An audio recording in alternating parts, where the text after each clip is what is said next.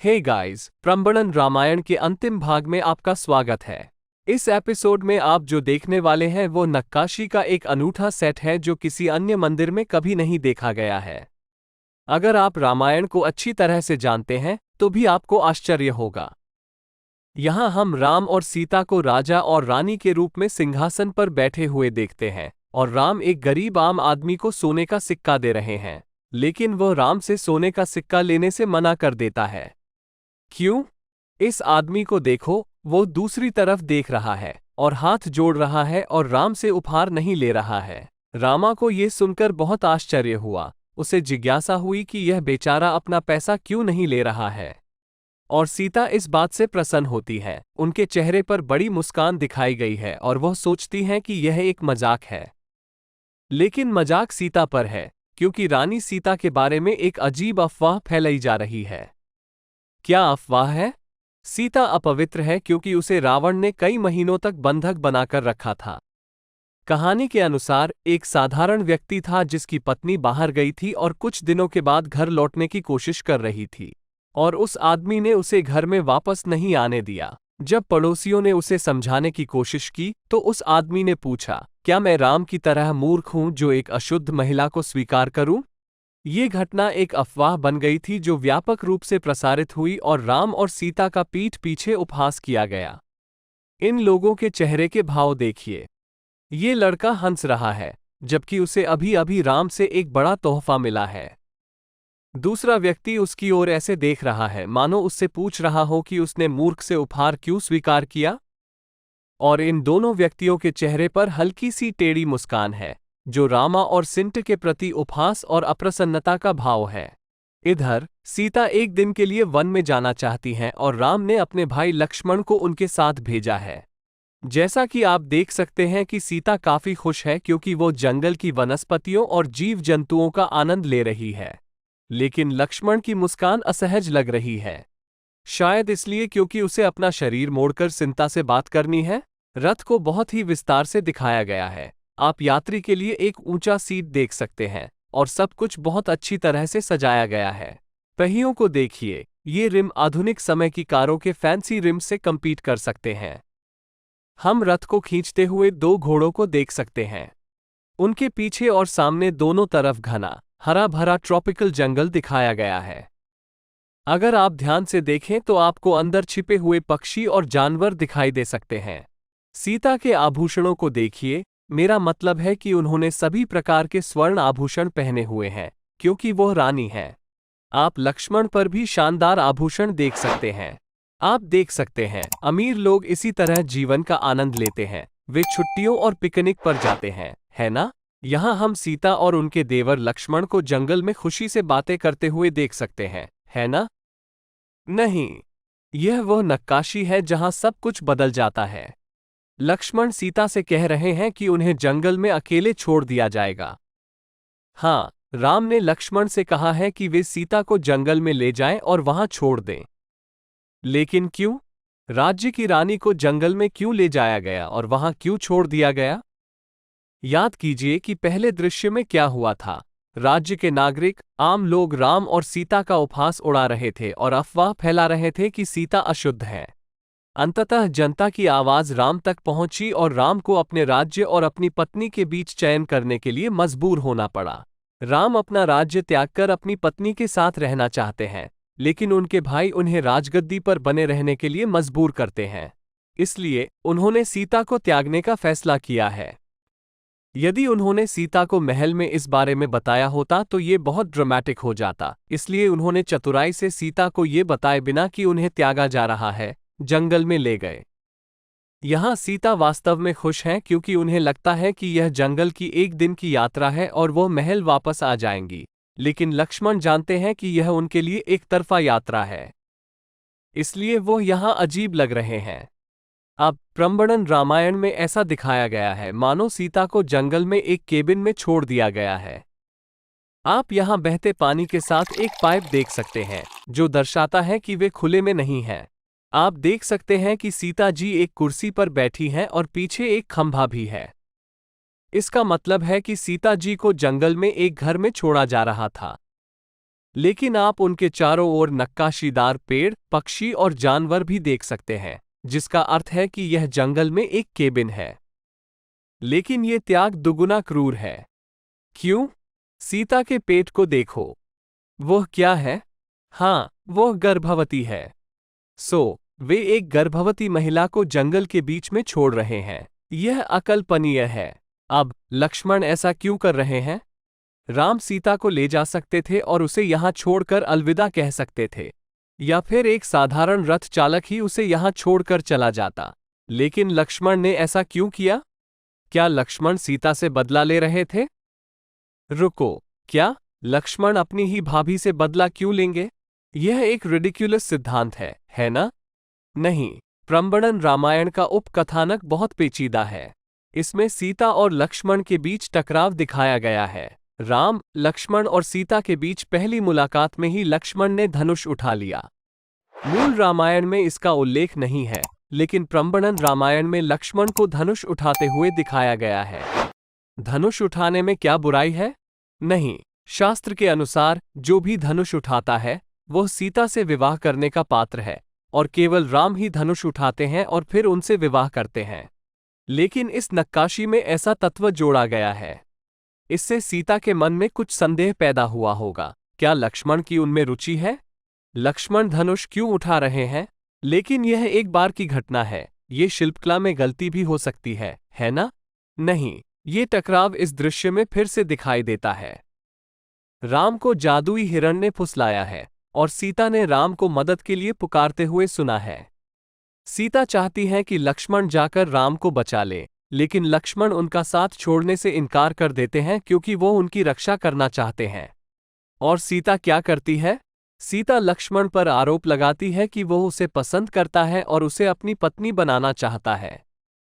यही कारण है कि वह राम को बचाने नहीं जा रहा है, क्योंकि वह चाहता है कि राम मर जाएं, ताकि वो सीता से विवाह कर सके। कल्पना कीजिए कि इस तरह का आरोप आप पर लगाया जाए। इस तरह के आरोप से किसे इमोशनल स्कार नहीं पहुंचेगा। क्या इसीलिए लक्ष्मण उसे जंगल में छोड़ रहे हैं? क्या यह उसके पिछले कर्मों का बदला है? अब सूरज ढल चुका है और अंधेरा छा चुका है। सीता अपने कैबिन से निकलकर जंगल में भटक चुकी है और अब वो खो गई है। एक बड़े साम्राज्य की रानी सीता अब अकेली, गर्भवती और जंगल में खो गई है। लेकिन वह अपने केबिन से बाहर क्यों घूम रही थी? वह अंदर भी रह सकती थी, है ना? नहीं, वह भूखी है। देखो, उसका दाहिना हाथ उसके पेट पर है। वह गर्भवती है और भूखी है, और वह भोजन खोज रही है। इसके बजाय वह भोजन बनने जा रही है। उस पर झपटने के लिए दो शेर तैयार हैं, एक उसके पीछे और एक उसके आगे। यह एक अजीब कहानी है ना? कुछ घंटे पहले आप नौकरों से घिरी रानी थी। आप एक उंगली दबा सकती थी और आपको पूरा खाना मिल जाता था। लेकिन कुछ ही घंटों बाद आप अकेले हो जाते हैं, भोजन की तलाश में भटकते हैं और शेरों से घिरे होते हैं तथा जीवन मरण की स्थिति का सामना करते हैं। सीता के चेहरे को देखिए। दिलचस्प बात यह है कि सीता के चेहरे पर डर नहीं दिखता, बल्कि कोई भावना नहीं दिखती, जो अत्यधिक शारीरिक और मानसिक थकावट का संकेत है। वो हार मानने को तैयार है। उसके पास अब कुछ भी नहीं बचा है। क्या शेर उसे खा जाएंगे? उसके पीछे आप दो सांपों को आपस में लिपटे हुए संभोग नृत्य करते हुए देख सकते हैं। एक प्राचीन प्रतीक जिसका गहरा अर्थ है। उसके सामने आप एक हिरण को देख सकते हैं, जो अपना सिर घुमाकर उसकी ओर देख रहा है। हिरणी सोच रही होगी कि शेर उस पर क्यों नहीं झपट रहे हैं। ये हिरणी के लिए बुरी खबर हो सकती है। और आप एक मोर भी देख सकते हैं।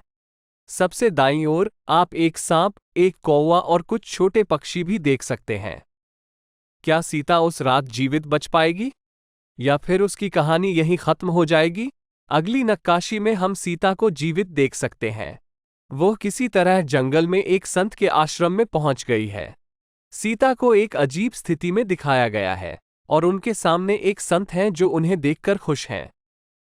वे कौन हैं? वो वाल्मीकि हैं। यह सही है, वो वाल्मीकि ही रामायण के रचयिता हैं। ये भ्रमित करने वाला है ना?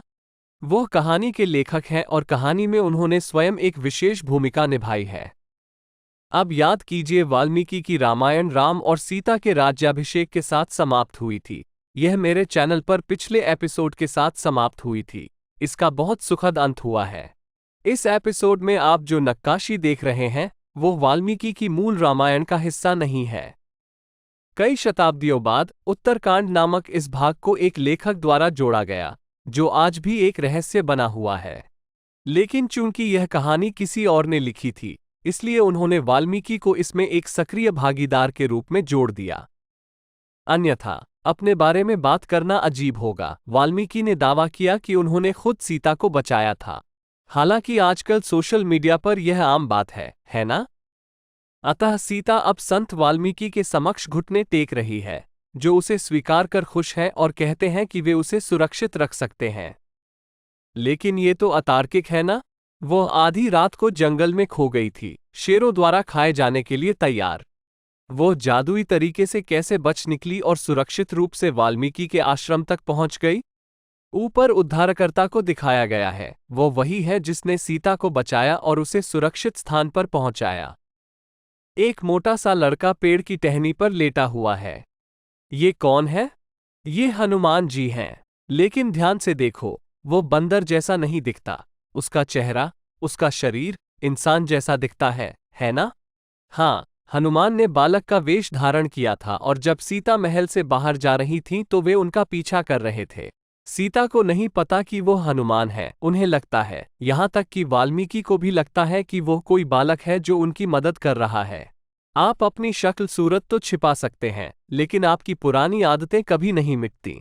वो अभी भी पेड़ पर है, जबकि असली इंसान जमीन पर है। लेकिन एक और सुराग है। प्राचीन मूर्तिकारों को पता था कि उनकी आने वाली जनरेशन्स इसे नहीं समझ पाएंगी, इसलिए उन्होंने उसे अपनी पूंछ पकड़े हुए उकेरा। हाँ, हालांकि उन्हें एक बालक अर्थात एक मानव के रूप में दिखाया गया है, फिर भी उनकी पूंछ उकेरी गई है, जो स्पष्ट रूप से हमें बताती है कि वे हनुमान हैं। लेकिन विश्वास करें या ना करें, प्रम्बणन मंदिर के अधिकांश एक्सपर्ट्स इस विवरण को पूरी तरह से भूल गए और यह नहीं जान पाए कि यह हनुमान है। लेकिन सीता इस स्थिति में क्यों है? वो घुटने टेका क्यों है? लगभग संत से कुछ मांग रही है? वो क्या चाहती है? वाल्मीकि जानते हैं कि वह सीता है, अयोध्या की रानी, लेकिन वह नहीं चाहती कि वाल्मीकि उसकी पहचान किसी को बताएं। यदि आश्रम के अन्य लोगों को पता चल गया कि वह सीता है और उसे राम ने त्याग दिया है, तो ये राजा और राज्य के लिए बड़ी शर्म की बात होगी। इसलिए वो वाल्मीकि से एक अनुग्रह मांगती है। वो कहती है कि वे उसे एक अलग नाम से बुलाएं और फिर वे उसे एक नया नाम देते हैं, लक्ष्मी। तो आप देख सकते हैं कि स्थिति कितनी जटिल हो गई है। वाल्मीकि की पहचान एक संत के रूप में सामने आती है। रामायण के रचयिता वाल्मीकि इस विस्तारित रामायण में एक पात्र बन गए हैं और खुद ही अपनी भूमिका निभा रहे हैं। हनुमान इन दोनों मनुष्यों से अपनी पहचान छिपा रहे हैं, वो मानव होने का नाटक कर रहे हैं। सीता अपनी पहचान छिपाना चाहती हैं और अब वो अयोध्या की रानी नहीं बल्कि एक आम नागरिक होने का दिखावा करेंगी। ये रामायण का एक अद्भुत विस्तार है और हम इस साधारण सी नक्काशी से सारी जानकारी प्राप्त कर सकते हैं। यहाँ एक और अजीब नक्काशी है जो पारंपरिक रामायण से मेल नहीं खाती। फिर से एक उल्लेखनीय विचलन। क्यों? सीता एक शिशु को गोद में लिए हुए हैं। उन्होंने एक सुंदर शिशु को जन्म दिया है और उस शिशु को कपड़े में लपेटा हुआ है। इस तस्वीर में क्या गलत है? नहीं, इसमें 2 बच्चे हैं। यद्यपि यह सब मूल रामायण में जोड़ा गया है, फिर भी परिशिष्ट में यह उल्लेख है कि सीता के एक नहीं बल्कि जुड़वां बच्चे थे। सीता प्रसव पीड़ा में नहीं है और उसने आभूषण वगैरह भी पहन रखे हैं, तो दूसरा बच्चा नहीं आ रहा है। तो प्रम्बणन रामायण के अनुसार सीता ने केवल एक बच्चे को जन्म दिया। इसीलिए मैं कहता हूं कि प्रम्बणन रामायण को रामायण के एक अलग संस्करण के रूप में मान्यता दी जानी चाहिए। अब मेरा क्या मतलब है? रामायण के कई अलग अलग संस्करण हैं। लगभग हर भारतीय राज्य में रामायण का अपना संस्करण है, अपनी भाषा में। इससे भी अच्छी बात यह है कि भारत के बाहर कई देशों में भी रामायण के अपने संस्करण हैं। उदाहरण के लिए थाईलैंड में रामायण का संस्करण रामाकियन कहलाता है और इंडोनेशिया में रामायण के 3 अलग अलग संस्करण हैं। बाली में उनके पास रामकवच है, सुमात्रा द्वीप में उनके पास रामायण स्वर्णद्वीप है और जावा द्वीप में, जहां प्रम्बणन मंदिर है, उनके पास पहले से ही काकाविन रामायण है। ये बात आपको आश्चर्यचकित कर सकती है कि भारत से 2500 मील दूर इस देश में रामायण के 3 अलग अलग संस्करण हैं। लेकिन क्या आप जानते हैं कि इंडोनेशिया 17,000 से अधिक द्वीपों से बना है? इसलिए मेरा पूरा विश्वास है कि इंडोनेशिया में रामायण के और भी संस्करण छिपे हुए हैं और प्रम्बड़न नन रामायण को रामायण के एक अलग संस्करण के रूप में पंजीकृत किया जाना चाहिए। ठीक है, तो प्रम्बड़न रामायण के अनुसार सीता ने केवल एक ही बच्चे को जन्म दिया था। ऐसा लगता है कि बच्चा शांति से सो रहा है, बिना ये जाने कि वह एक बड़े साम्राज्य का राजकुमार है। सीता के सामने घुटने टेकने वाली यह महिला कौन है? यह आश्रम में रहने वाली एक और महिला है। ऐसा लगता है कि वह सीता और बच्चे पर फूल फेंक रही हैं और उन्हें आशीर्वाद दे रही हैं। उनके पीछे आप एक और महिला को देख सकते हैं, जो वाल्मीकि के आश्रम में ही रहती है। ऐसा प्रतीत होता है कि उसने अपने हाथों में कुछ पकड़ रखा है, संभवतः सीता को बेहतर महसूस कराने के लिए कुछ जड़ी बूटियां। लेकिन सीता को कैसा लग रहा है? सीता क्या सोच रही है? ऊपर देखिए, आप दो पक्षियों को एक दूसरे को देखते हुए देख सकते हैं और दाईं ओर आप दो हिरणों को एक दूसरे के करीब बैठे हुए देख सकते हैं। सीता निश्चित रूप से अपने पति राम के बारे में सोच रही हैं। यही इस नक्काशी का छिपा हुआ अर्थ है।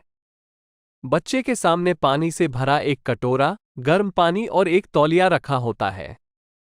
इसका इस्तेमाल आज भी डिलीवरी के दौरान और डिलीवरी के तुरंत बाद किया जाता है। नीचे की तरफ एक अजीब यूएफओ आकार का उपकरण है। वह क्या है? यह एक कंटेनर है जिसमें कुमकुम, लाल पाउडर रखा हुआ है। मुझे ये कैसे पता चला? बच्चे के माथे को देखो। जैसे ही बच्चा पैदा हुआ, मां ने बच्चे के माथे पर एक बिंदी लगा दी। तो एक नया राजा, राम के साम्राज्य के लिए एक संभावित राजा, एक घने जंगल में एक गरीब आश्रम में पैदा होता है। और राम, बच्चे का पिता, ये भी नहीं जानते कि वे अब पिता बन गए हैं। जब शिशु का जन्म हुआ तो वाल्मीकि बाहर थे और अब वे आश्रम में लौट आए हैं और उत्सव शुरू हो गया है। वे नवजात शिशु के आगमन का जश्न मना रहे हैं। यहां हम सीता को एक बड़ी टोकरी पकड़े हुए देख सकते हैं। टोकरी के अंदर बच्चा है और उसके साथ एक सहायिका है जो एक फूल पकड़े हुए है और बच्चे और उसकी प्यारी छोटी प्रतिक्रियाओं को प्यार से निहार रही है। महिलाएं हमेशा नवजात शिशुओं को देखकर स्पेलबाउंड हो जाती हैं। दाईं ओर आप देख सकते हैं कि पुरुष कैसे रिएक्ट करते हैं। आप दो संतों को एक दूसरे को गले लगाते हुए देख सकते हैं। वे इस बात से बहुत खुश हैं कि आश्रम में और साथ ही इस दुनिया में एक नया सदस्य आया है। नीचे 3 महिलाएं बैठी हुई हैं और खुशी खुशी वाल्मीकि से बात कर रही हैं। आखिरी महिला को देखिए, वो मुस्कुरा रही है और अब वे जानना चाहते हैं कि यह बच्चा भविष्य में कैसे चमकेगा। वे वाल्मीकि को परेशान कर रहे हैं। वे क्या चाहते हैं? वे चाहते हैं कि वे ज्योतिष का उपयोग करके बच्चे की जन्म कुंडली बनाएं। वे उसकी जन्मतिथि और समय का उपयोग करके उसकी राशि, चंद्र राशि या नक्षत्र आदि जानना चाहते हैं। और वे चाहते हैं कि वाल्मीकि यह भविष्यवाणी करें कि क्या वह एक दिन अमीर और प्रसिद्ध बन जाएगा। आखिरकार, वह एक अकेली मां का गरीब बच्चा है जो सुदूर जंगल में स्थित एक आश्रम में पैदा हुआ है ना? क्या वाल्मीकि को उन्हें बताना चाहिए कि वह पहले से ही धनवान है, वह एक महान राज्य के एकमात्र राजकुमार हैं? वाल्मीकि जीवन की विडंबना पर हंस रहे हैं। उन्हें पता है कि बच्चा कौन है, फिर भी उन्हें बैठकर अपने सामने वाले किताब स्टैंड पर रहने वाले चार्ट पढ़ना पड़ता है। हाँ, यह एक खुली किताब पकड़ने वाला व्यक्ति है और वह बच्चे के भविष्य के बारे में भविष्यवाणी करने जा रहा है। लेकिन क्या वाल्मीकि एक इंसान थे? मैं ये क्यों पूछ रहा हूं? उसके बाएं हाथ को देखो, उसमें कुछ अजीब बात है। ऐसा लगता है जैसे उसमें कोई हड्डी ही नहीं है। और देखो उसकी उंगलियां कितनी लंबी हैं। और उसके पैर की उंगलियां देखो, वे भी इंसान जैसी नहीं लगती। क्या ये हमें ये बताने का संकेत है कि वाल्मीकि कोई मनुष्य नहीं थे? क्या वे कोई दिव्य व्यक्ति थे? या फिर इस नक्काशी में कोई परिवर्तन किया गया था? या फिर मंदिर के जीर्णोद्धार के बाद इसमें कुछ विवरण पुनः बनाए गए थे? बाईं ओर एक खुशनुमा, सुकून भरा माहौल दिखाया गया है। छत पर कुछ पक्षी मंडरा रहे हैं। आप हनुमान को फिर से एक शिशु के वेश में बिस्तर पर लेटे हुए देख सकते हैं। लेकिन उसके सिर को देखो, वो ऊंचा है और सीता की ओर मुंह करके दिखाया गया है। वो हमेशा सीता और उसके बच्चे को देखता रहता है। बिस्तर के नीचे एक चूहा आश्रम में भोजन की तलाश में घूमता हुआ दिखाई देता है। उसके नीचे एक गिलहरी या चिपमंक है जो लापरवाही से अपना सिर खुजलाता हुआ दिखाई देता है। मानो या न मानो, ये छोटा सा विवरण काफी असाधारण है।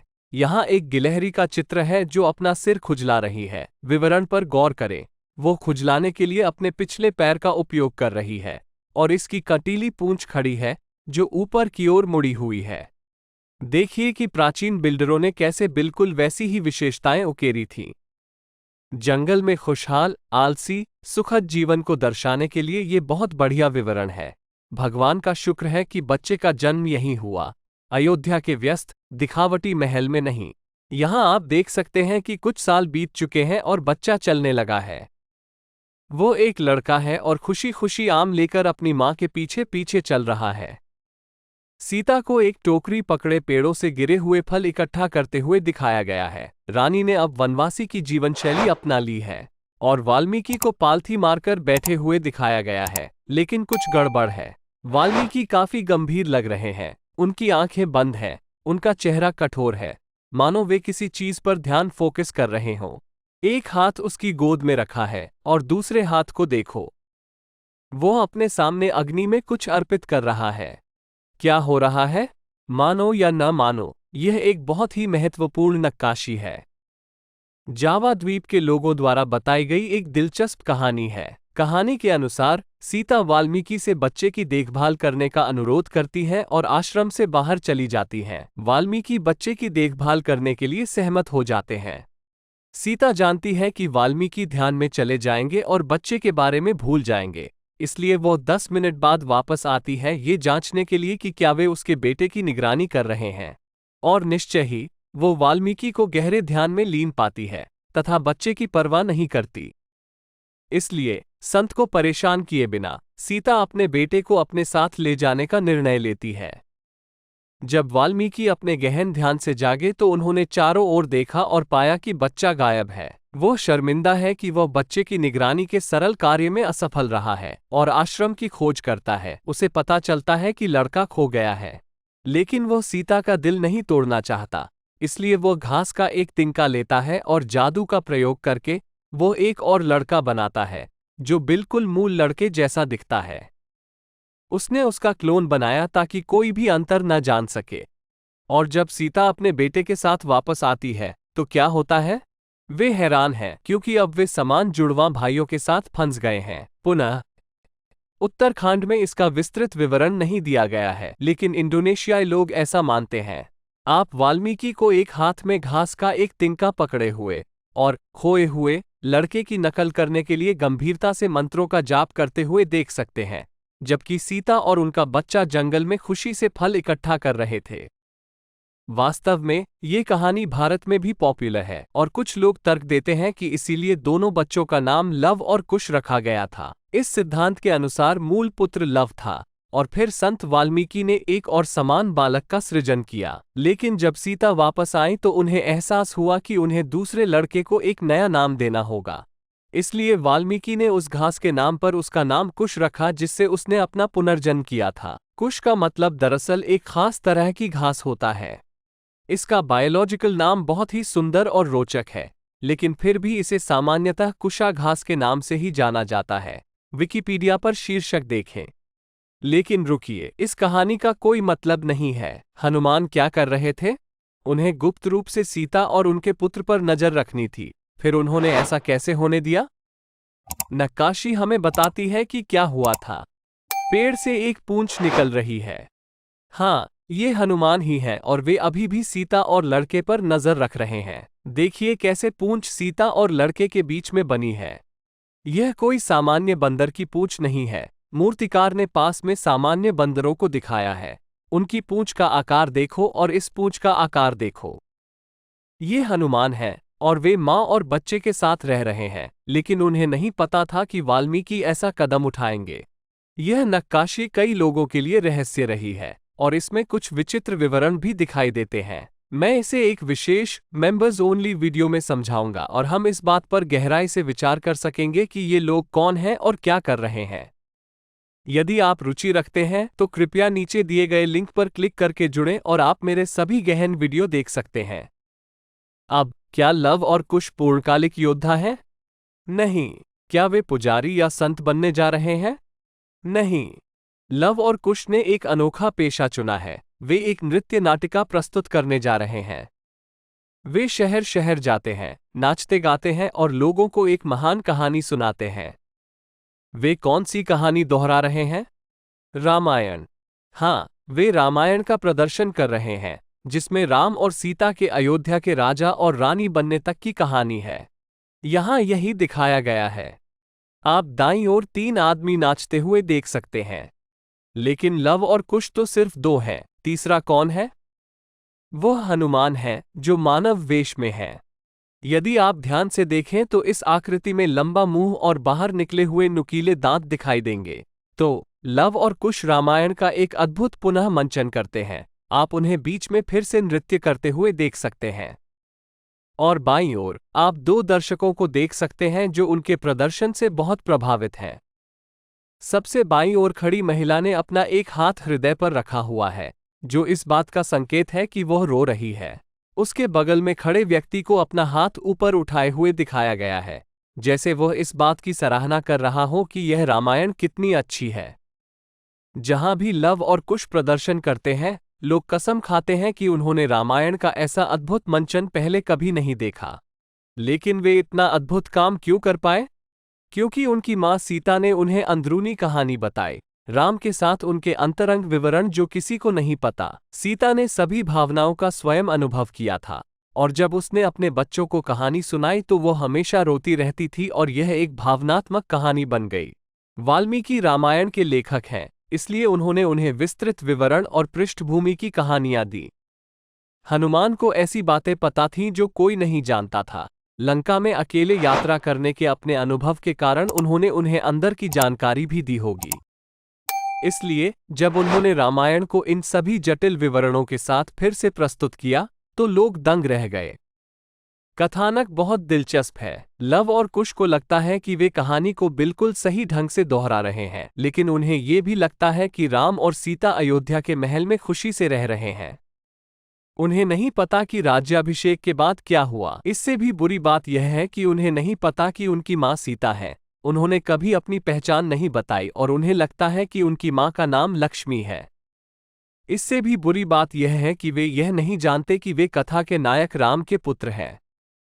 लेकिन उनकी नृत्य नाटिका इतनी अच्छी थी कि उनकी ख्याति अंततः राम तक पहुंची और उन्होंने उन्हें महल में इन युवकों द्वारा निभाई गई रामायण देखने के लिए आमंत्रित किया। राम के महल में प्रदर्शन करने के लिए आमंत्रित किए जाने पर लव और कुश वन में अपने आश्रम से शहर की ओर चले जाते हैं। जैसे ही वे अयोध्या शहर में प्रवेश करने का प्रयास करते हैं, उन्हें शहर के द्वारपालों, सुरक्षा गार्डों द्वारा रोक दिया जाता है। उनका चित्रण काफी रोचक है। बाईं ओर एक डरावनी आकृति है जो एक राक्षस जैसा दिखता है और एक लंबी तलवार पकड़े हुए है। वो अपने सिर पर हाथ रखे हुए हैं और इन जंगल के लड़कों से कह रहे हैं कि वे जंगल में वापस चले जाएं। बीच में एक और आकृति है जो एक सुरक्षा गार्ड है, जो अधिक मानवीय दिखता है और वो भी उन पर एक घुमावदार तलवार चला रहा है तथा उन्हें शहर में न आने के लिए कह रहा है। उनके बगल में एक मोटा सा छोटा लड़का खड़ा है जो एक अजीब बौने जैसा है, जिसके बाल लहरा रहे हैं और मूंछें हैं। उसे 2 बंद मुट्ठियों के साथ दिखाया गया है, मानो वह भाइयों को मुक्का मारने जा रहा हो। प्रंबणन रामायण के लिए विशेष रूप से एक दिलचस्प दृश्य। कल्पना करें कि क्या होता अगर इन तीनों लोगों को पता होता कि वे वास्तव में कौन हैं। यदि उन्हें पता होता कि लव और कुश राजा के पुत्र हैं तो वे क्या करते? वे बहुत सम्मानपूर्वक व्यवहार करते और युवकों को शाही व्यवहार दिया जाता। तो क्या लव और कुश को राम से मिलने की अनुमति दी गई या वे जंगल में वापस चले गए? अगली नक्काशी हमें इसका उत्तर देती है। यहाँ आप दाईं ओर राम को राजसी ढंग से बैठे हुए देख सकते हैं और लड़कों को इतना बढ़िया प्रदर्शन करने के लिए सराहना कर रहे हैं। उन्होंने अपना दाहिना हाथ हथेली ऊपर की ओर करके आगे बढ़ाया है, जो प्रशंसा और आश्चर्य का प्रतीक है। बाईं ओर आप लव और कुश को बैठे हुए देख सकते हैं, जो इस बात से खुश हैं कि आखिरकार उनकी मुलाकात राजा से हुई, जो उनके नाटक का असली नायक था। राम भी वाल्मीकि को देखकर आश्चर्यचकित हो जाते हैं, जिन्हें कुश के पीछे बैठे दिखाया गया है। हम स्पष्ट रूप से एक दाढ़ी वाले व्यक्ति को देख सकते हैं, हालांकि उसका चेहरा विकृत कर दिया गया है। राम ऋषि वाल्मीकि को पहचानते हैं, लेकिन याद रखें, उन्हें यह नहीं पता कि सीता वाल्मीकि के आश्रम में थी। राम को भी नहीं पता कि ये दोनों लड़के उसके अपने बेटे हैं, और लव और कुश को भी नहीं पता कि वे अपने पिता से बात कर रहे हैं। वे इस अद्भुत महल में महानतम, सर्वाधिक धर्मात्मा राजा राम, जो उनके नायक भी हैं, के सामने प्रदर्शन करने में प्रसन्न है। जिसने भी यह लेख लिखा है, वो हमें एक मनोवैज्ञानिक मोड़ दे रहा है। जरा सोचिए, आपका पहला हीरो कौन है? आपके पिता, है ना? जब आप बच्चे थे तो आपको लगता था कि आपके पिता सुपरहीरो हैं, वे कुछ भी कर सकते हैं और वे हमेशा सही होते हैं। क्या आपको ये याद है? लेकिन लव और कुश के बारे में क्या? उनका कोई पिता नहीं है। मेरा मतलब है कि वे पिता के साथ नहीं बड़े हुए, इसलिए उन्हें राम को अपने पिता के रूप में, अपने नायक के रूप में सोचना पड़ा, जो हमेशा धर्मी थे। लेकिन राम उनके पिता हैं, समझे? ये बहुत जटिल है। अब राम इस महान प्रदर्शन से प्रसन्न होकर लव और कुश से पूछते हैं कि क्या वे कुछ चाहते हैं। और एक साम्राज्य का राजा होने के नाते वे उन्हें जो भी चाहिए वो दे सकते हैं। और लव और कुश क्या चाहते हैं? वे सीता को देखना चाहते हैं। उन्होंने जीवन भर राम और सीता के बीच की महान प्रेम कहानी सुनी थी कि कैसे सीता ने अपनी विलासिता का त्याग किया और वनवास के दौरान अपने पति के साथ रहीं, कैसे वह अकेली लंका में रहीं, इस उम्मीद में कि राम उन्हें वापस ले आएंगे। ये दोनों युवक राम को देखकर खुश हैं, लेकिन वे उनकी अर्धांगिनी सीता को भी देखना चाहते हैं। और राम को उन्हें बताना पड़ा कि उन्होंने सीता को त्याग दिया है। लड़के तबाह हो गए।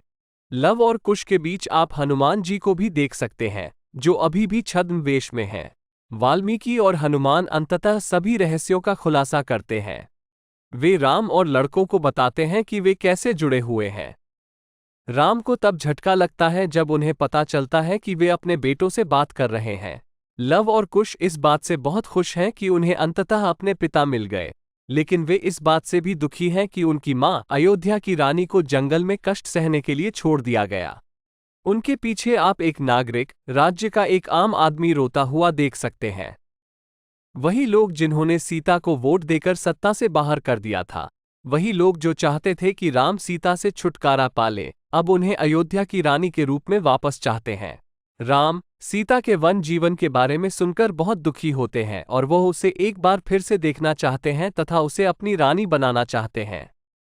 यहाँ हम दाहिनी ओर राम को बैठे हुए देख सकते हैं और बीच में वाल्मीकि को देख सकते हैं। वाल्मीकि के पीछे हम सीता को देख सकते हैं।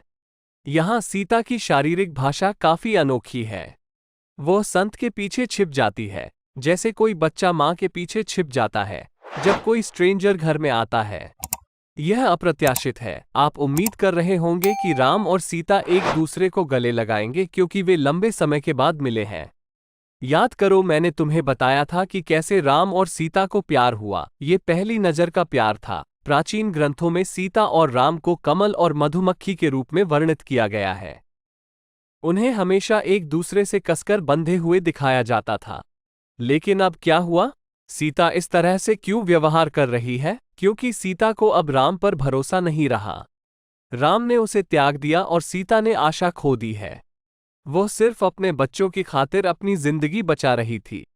और अब जब बेटे अपने पिता से मिल चुके हैं, लेकिन प्रोत्साहनों पर नजर डालिए। सीता रानी बन सकती है और महल में रह सकती है। उसे सभी सुख सुविधाएं मिल सकती हैं।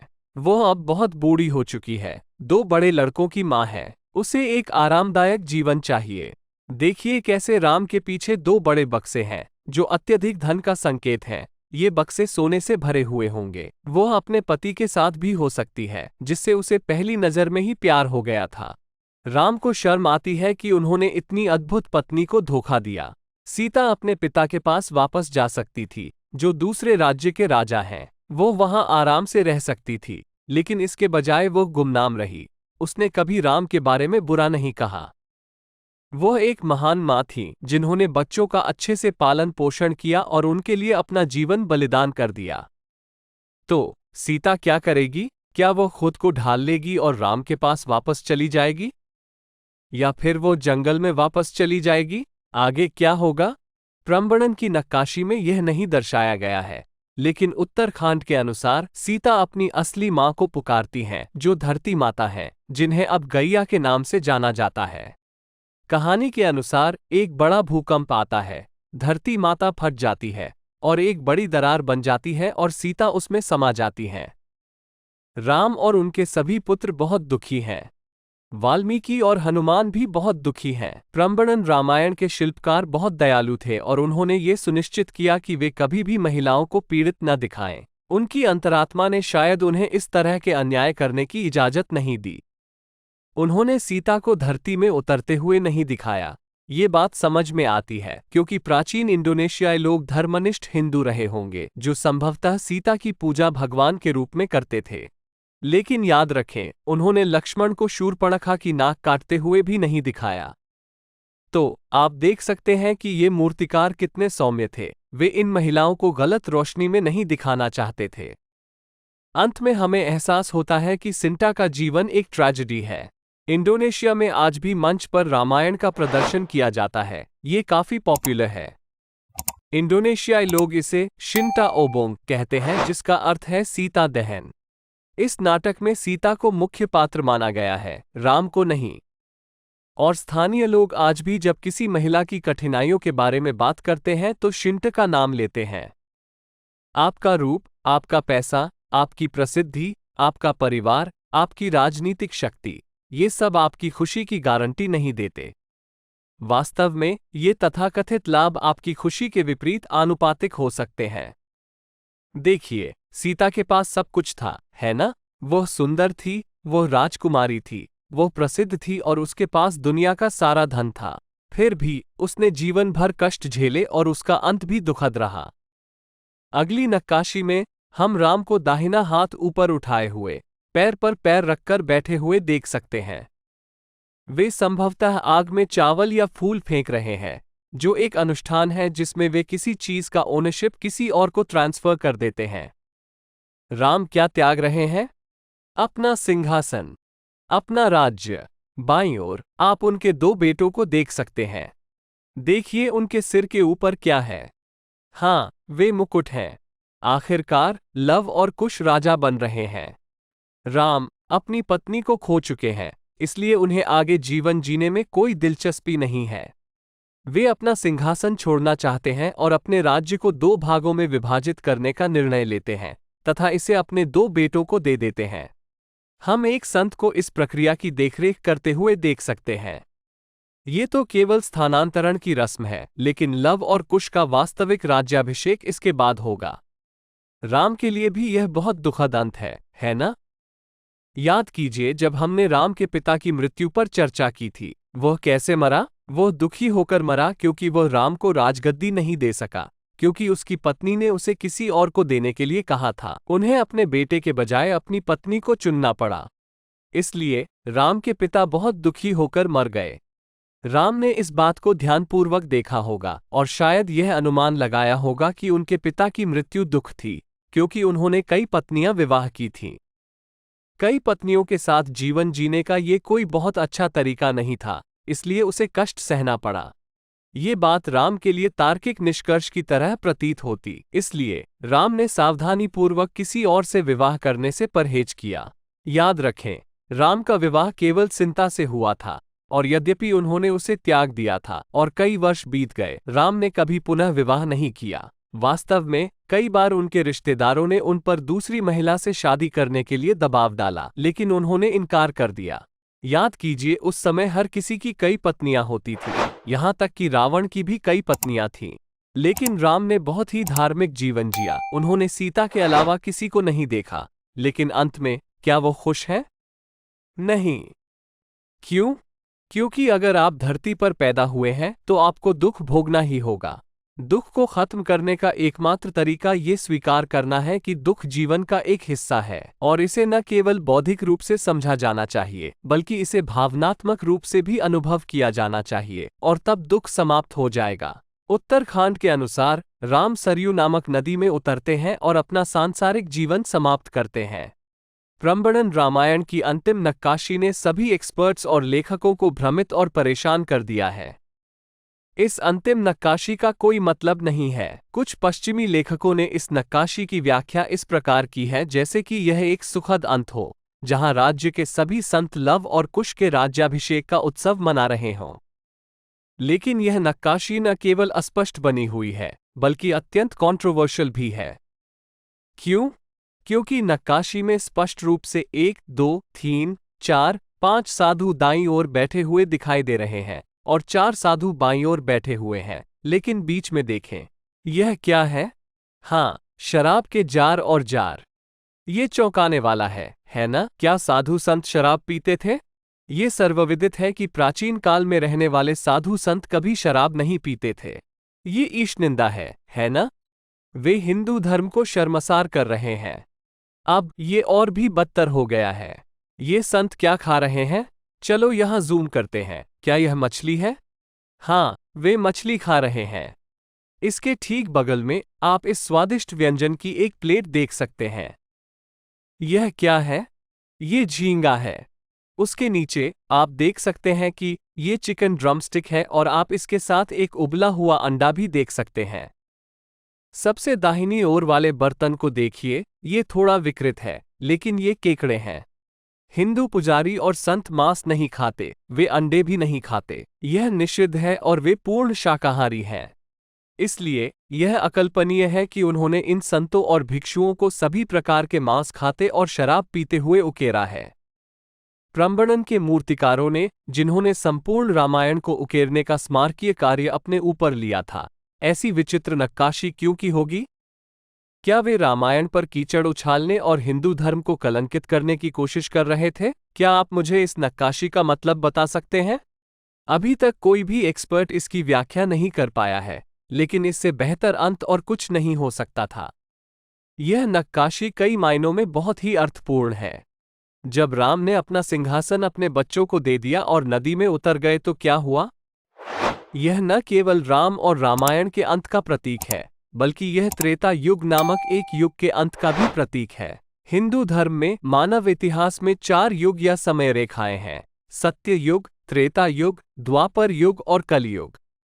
जैसे जैसे हम नए युग में प्रवेश करते हैं, लोगों की स्थिति बदतर होती जाती है। राम का अंत त्रेता युग के अंत और द्वापर युग की शुरुआत का प्रतीक है। जब महान लोग मरते हैं तो हम कहते हैं कि एक युग का अंत हो गया, है ना?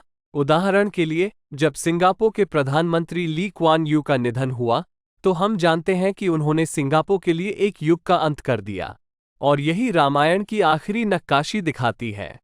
राम के साथ ही धर्म का युग भी समाप्त हो गया। याद रखें कि राम बहुत धार्मिक व्यक्ति थे और सीता बहुत गुणवती महिला थी। लेकिन राम और सीता के निधन के साथ ही धर्मात्मा पुरुषों और महिलाओं का समय समाप्त हो जाता है। वो युग वहीं समाप्त हो जाता है। और यह अंतिम नक्काशी अगले ईरा, अगले युग की शुरुआत का प्रतीक है। अगले युग में नैतिकता का बहुत हद तक ह्रास होता है। लोग अपने नैतिक नियमों को तोड़ने में संकोच नहीं करते। अगले युग में कुछ पुजारी और भिक्षु शराब पीना और मांस खाना भी शुरू कर देंगे। यही तो वे यहाँ दिखा रहे हैं। अजीब बात यह है कि यह वो युग भी नहीं है जिसमें हम रह रहे हैं। ये पिछला युग है जिसे द्वापर युग कहा जाता है, और अब हम अंतिम युग में रह रहे हैं जिसे कलयुग कहा जाता है। इस अंतिम युग में एक धर्मी व्यक्ति मिलना बहुत दुर्लभ होगा। नैतिकता से रहित लोग बहुसंख्यक हो जाएंगे और दुनिया पर कब्जा करने की कोशिश करेंगे। तो यह अंतिम नक्काशी एक दुखद अंत, मनुष्यों के बीच नैतिक दिशा निर्देशों के पतन को दर्शाती है। राम और रामायण के अंत के साथ ही सद्विचार और सत्कार्य का समय भी समाप्त हो गया। समाज अब अच्छे लोगों को अच्छे लोगों के रूप में महत्व नहीं देगा। समाज में अनैतिक महिलाओं की संख्या बढ़ेगी और नैतिक महिलाओं का उपहास किया जाएगा तथा उन्हें अलग थलग कर दिया जाएगा। इसी के साथ प्रंबणन रामायण का समापन होता है। मुझे उम्मीद है कि आपको यह वीडियो पसंद आया होगा। मैं प्रवीण मोहन हूँ। देखने के लिए बहुत बहुत धन्यवाद। सब्सक्राइब करना ना भूलें और मैं जल्द ही आपसे बात करूँगा। बाय।